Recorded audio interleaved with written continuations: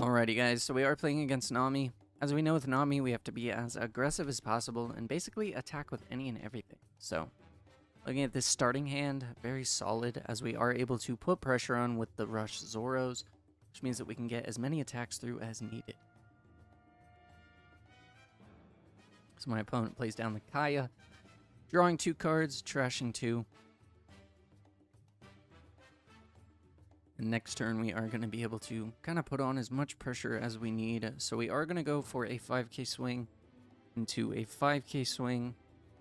And what's nice about the next turn too is that being at 5 Dawn, be able to have a 5, 6, and 7k swing. So we can put on as much pressure as needed. So it should be a quick game here. Nami tends to suffer against Zoro, so we will get rid of Jozu here in order to kind of push my opponent to their limits. We can even play down the Buggy as well, which means Buggy can allow us to set up a multitude of things. So let's see. So I need 3 Dawn here. So we'll play down the Buggy. Buggy will get us that Fire Fist. Fire Fist will be good at clearing my opponent's board so that way they can't bounce the characters back. And what we'll do here, we'll do a 6 into a 6 into a 5. Or sorry, a 6 into a 6 into a 6. Forcing my opponent to discard 2Ks. Now they do have access to the potential rubber bands and things like that, but again, it's not too bad. So the Zoro swing here. Again, just needing to be as aggressive as possible in order to make my opponent not really be able to do much. My opponent is going to be able to benefit off of that Buggy, however, as they are going to be able to swing into Zoro if they choose to use Dawn. Thankfully, though, my opponent needs 3 Dawn here, and 3. My opponent does play Mr. Diaz as well, so quite a lot that we can do next turn. My opponent is at 31 cards, so we are going to have to kind of be as aggro as possible. Just using the Jozu to protect the Zoro. Now my opponent chooses to pass. And we do have access to the Tony Chopper as well as the Fire Fist. So we can actually clear a lot of my opponent's board this turn. And I actually don't hate that, so we are going to get rid of the guard point to get rid of the Mr. Diaz's, just so that way they can't be bounced back to my opponent's hand. And then from here, what we can do is we can do a 5k swing with the Buggy. My opponent is going to be forced to take. They do get a trigger. Hopefully not something like that annoying overheat. But again, if that happens, it happens. And then we can actually do a 7k swing. This is going to force my opponent to take even more cards. And then we do have access to that chopper as well. So we'll go for a 6k swing.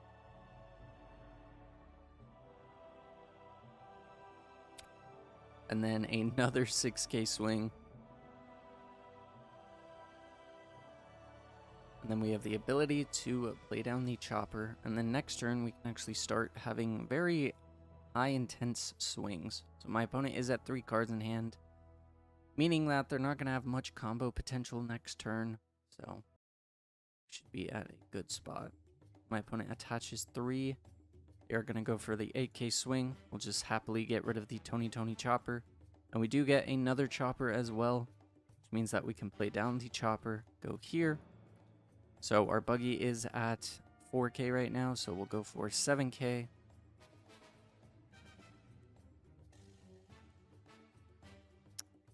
And then we will go for 7k again, forcing my opponent to use all of those 2ks.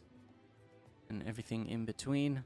Again, we just have to force our opponent to take as many hits as possible. And we can actually go for 6 into a 9k, which means my opponent is going to be forced to take it. I could have done 7 into 8, but it's not the end of the world. And then from here, just go for a 9k. That way my opponent is potentially forced to take it, or they have to dump both cards in their hand. So my opponent does take it. They do get an Impel All-Stars, I believe is what it is. See right here. No, they do get Desert Spada, so they can draw 2 cards and trash 1. Thankfully, though, with our board state, we should be okay. My opponent is powering up in order to kind of deal with our board. And now it comes down to being able to do any and everything that we need. So, as we said before, go for a 7k swing.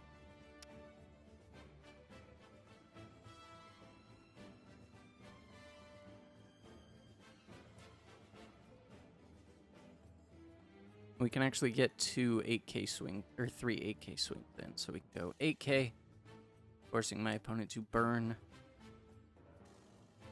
And then we can go 8k once more.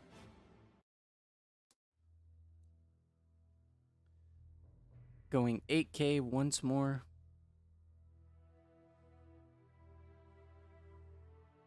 Passing the turn, and then I don't think my opponent is going to be able to deal with the board state, so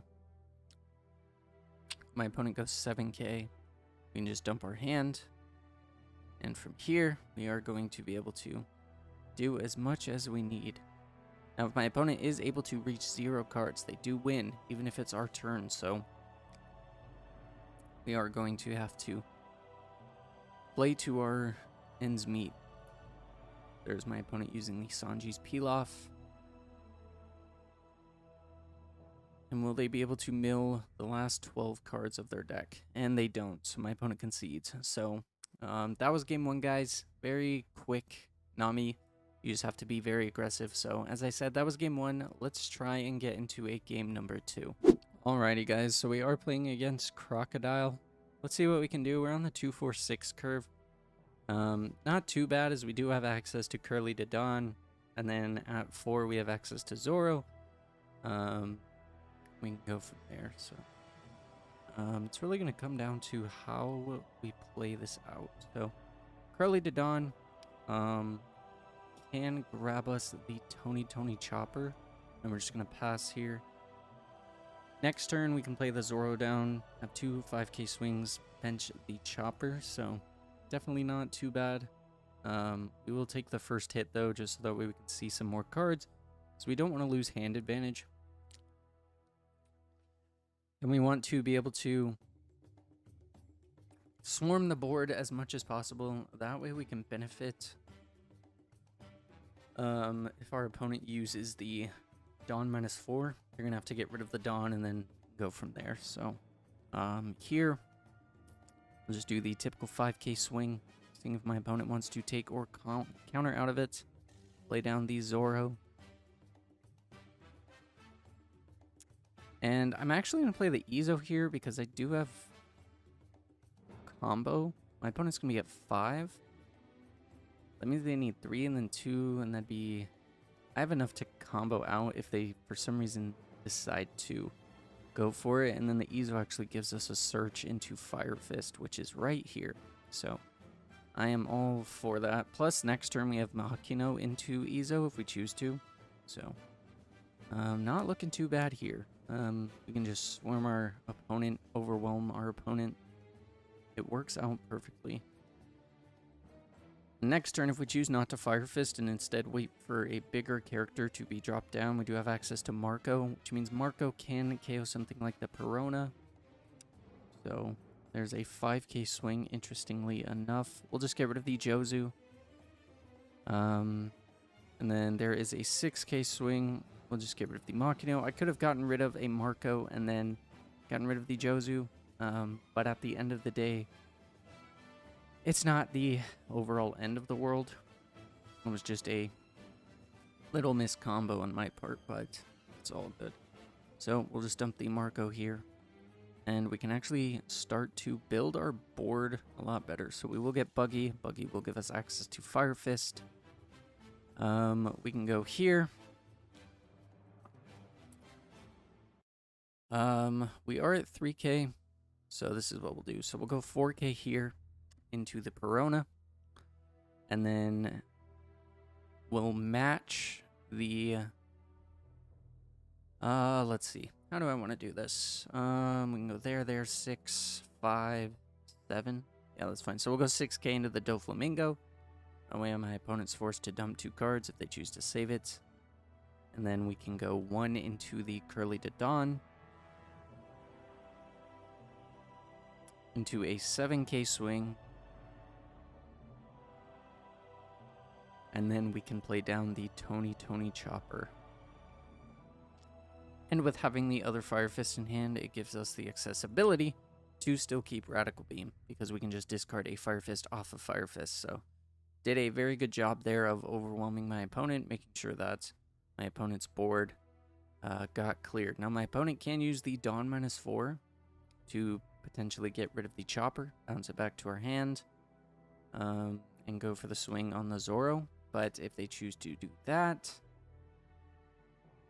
they get rid of the Zoro, but the Chopper's back in our hand, and then they're down 4 Dawn, so kind of give and take there. My opponent just going for a swing onto the Curly. I'm just going to get rid of the Tony Chopper, just because, again, it's just a blocker, just so that way I can benefit off of everything. My opponent plays down that Doflamingo, potentially getting 2. If they do get 2, we do have access to Fire Fist, so, as I mentioned before. So, we'll see exactly what it is my opponent wants to do. They do have 4 Dawn, as I said, so they could play something like a Jinbei too. There's the Trafalgar Law blocker, as well as the Sentomaru, so... let's see. I can Fire Fist into Marco, actually, which is beautiful, so... we will use Fire Fist, getting rid of those 2. And then we can actually play down the Marco, getting rid of the Trafalgar Law. And then we have a swing with our Zoro character and Zoro leader. And then next turn, we have a lot more that we can do. So my opponent's hand size is decent. They have 6 cards in hand, but there's not going to be very much that they can do. There's a 5k swing. My opponent is going to be able to Dawn minus, as well as potentially play down a Mihawk. I don't want them to bounce extra characters. I only need to get 2 attacks through next turn. This is going to force them to tap out, so I'm fine with that. So now if they play the Mihawk, we're in a good spot. The Dawn minus means that we're going to lose 2 characters rather than losing 3 and having combos. So my opponent getting rid of the Marco, interestingly enough. But as I mentioned earlier, we do have access to quite a bit of things to do this turn. So we're going to slap 2 Dawn onto this Ezo, hitting for 5k. Going to force a card out of my opponent's hand. And then we will put a Dawn onto the Curly, hitting for 5k on my opponent's hand. And then with the Buggy, my opponent disconnected, so seems as though we have the game. So kind of a quick game there, but yeah, as always, I want to thank you guys for watching today's video. If you did enjoy it, smash that like button, subscribe, turn on post notifications. Thank you for all the love and support. I will catch you guys in tomorrow's video. Later.